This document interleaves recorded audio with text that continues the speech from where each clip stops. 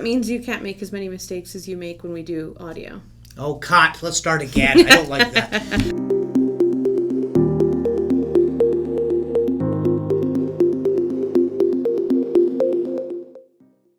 Welcome to another edition of FH&P Lawyers Law Talk. I'm Clay Williams. I'm a partner at FH&P.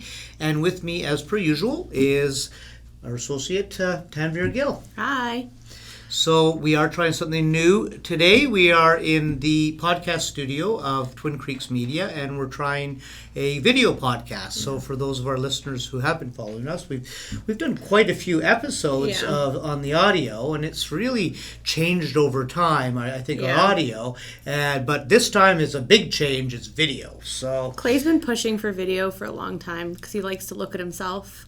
Versus, I'm a little nervous about video. Well, it's now not as our easy. Listeners can look at me too. Yeah. So I think there's nothing wrong with that. It's not as easy. We can't hit cut as much, so we have to be on it for video. The edits are very different. So on an audio podcast, it's very easy to edit. In a video podcast like this, you've got to be better. That means you can't make as many mistakes as you make when we do audio. Oh, cut. Let's start again. I don't like that. So, okay, we've got an interesting, I think, topical topic today. So, for those of you who don't know, so we are located in Kelowna, British Columbia, and we have just been through the worst fire season that we've had.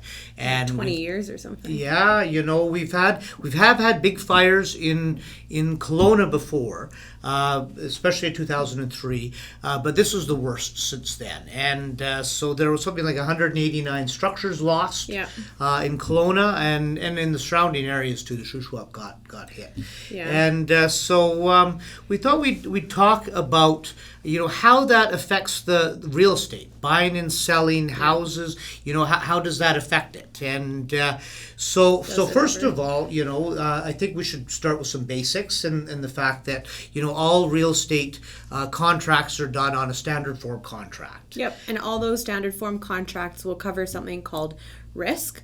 So if anything happens to a property up to the day of completion, the standard form clause will say that the property is to the risk of the seller. So, fires happen in summer. That's the busiest fire season. And that's also coincidentally the busiest real estate season. So when the fires here were getting bad, and in that first couple of days, we had tons of calls from realtors and clients freaking out about what's going to happen to their deals. And it just depends. So, there's 189 homes that were completely lost. So one of the questions was, what happens if my house completely burns down before I'm able to complete my sale or complete my purchase? And that's probably the easiest one to answer, isn't it? Yeah. So, well, why don't you go ahead and answer it then? So if you have a complete loss, like a fire comes through and completely flattens the property, that's typically a frustrated contract. There's things that won't frustrate a contract. We've had people try to threaten that they won't close on the day of closing because the property's dirty or, it wasn't professionally cleaned. Those aren't items that would frustrate a contract, like completely burning down and losing the home. So burning down a home is the classic. You can't deliver the bulk of the contract. Yeah, the item itself is gone, so the contract's frustrated. The deal is essentially dead. Now it gets more interesting when there's not the entire property burned, or if there's something like a flood in the basement or something like that. But losing your home, that's an easy one. But the whole real estate buying and selling market, especially on the west side where the fires were, was disrupted here and is still disrupted. Even though the fires aren't raging anymore, I understand. What do they call them? Held. Yeah. But they're not out. No. And so why don't you explain? Why the real estate market has been so disrupted? Yeah, it's insurance. Yeah. So when you have a house that you're looking to buy, let's say you're getting a mortgage. Even if you're not getting a mortgage, you generally want fire insurance over the property. And so when there's an active burn happening, burning within a set number of kilometers from the property, and it's typically 25, insurance won't actually bind the policy. So if you went to go get insurance just a couple days, before, and there was no fire, you might have got lucky and they did your policy, they've underwritten it, binded it, and you're good to go. Because we definitely had deals that continued to close. But then there was those people that were a little slower to hit their insurance companies to go talk about insurance. At that time, fire had already been actively burning, and the insurance companies will not provide you with insurance. And so back, you might have said this, but I wasn't paying attention. So you have to get fire insurance. It's a prerequisite of the mortgage company advancing funds. Yeah. So if you're getting a mortgage, you need insurance, fire insurance for sure, and all the insurance the mortgage will tell you what type of insurance to get. So what the requirements have to be of that policy. We have people that want to close no mortgage cash deals and they don't care for insurance, whether, it's something like a bare lot where they think they don't need it, or it's a house they're just buying cash and they say, don't worry about it, we're outside of the fire range, we'll get insurance down the road. So we've seen those as well. That's up to you to do. That's at your risk. But when you're getting a mortgage, if they're not underwriting and binding that policy, it's not closing. So you've got no money to complete the deal. Yeah. And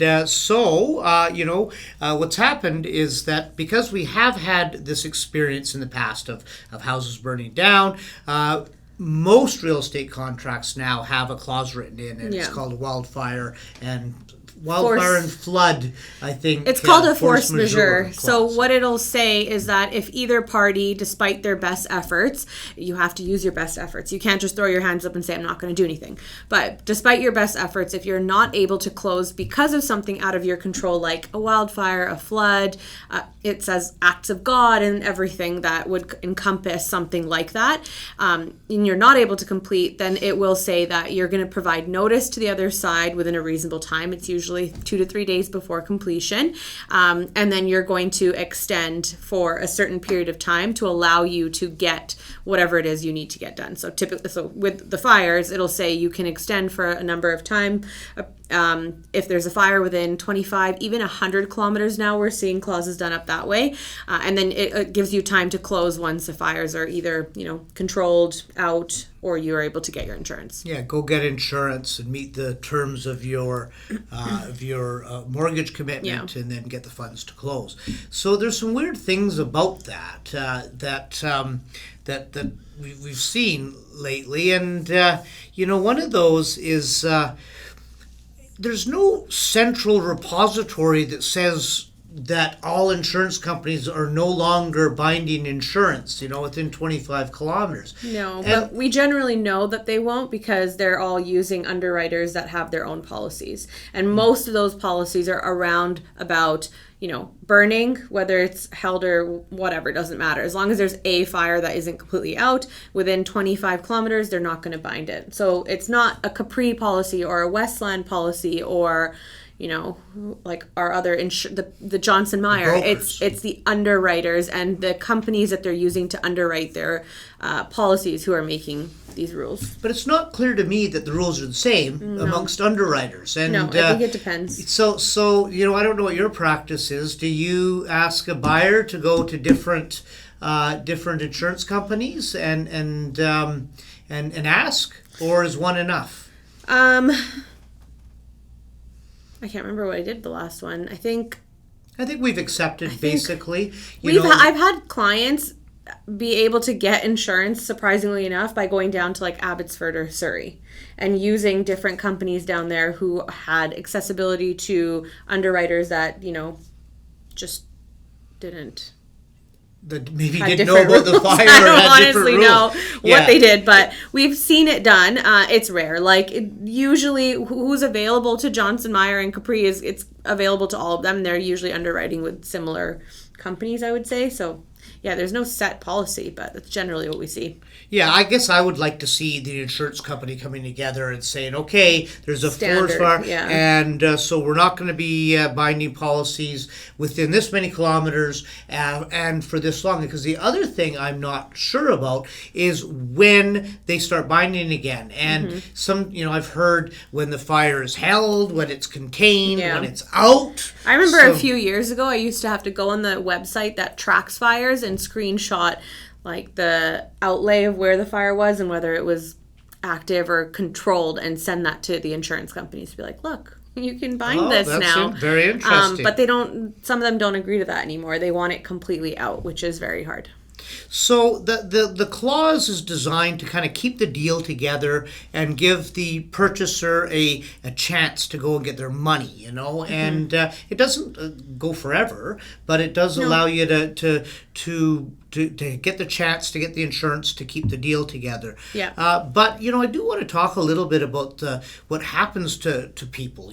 Like if you're a seller, very often you're selling your house and you are buying a new place. Yeah. And so, if you get a notice from the purchaser that they're extending it for like 30 days. 30 days, I mean, that could bring your next deal into issue. You could be breaching your deal. Could be breaching, Yeah. You could be liable for damages, could lose the place. Yeah. That's so the human effect on this has been quite dramatic too. I think I'm pretty proud of our Okanagan realtors because they generally, when it comes to like March, April, May, June, July, August, September, they're always putting in the force majeure. It's very rare to have realtors that aren't considering the risk of fire if they're from here. Yeah, it's been a really real thing for us in Kelowna. So what sometimes gets missed is looking down the road and having these domino effect deals where if you have other contracts that are involved, so your client is selling and then buying, making sure that you're looping those deals together. So if anything happens on the sale,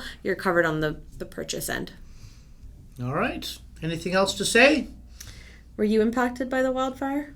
No, where we lived actually was an area that was affected in 2003.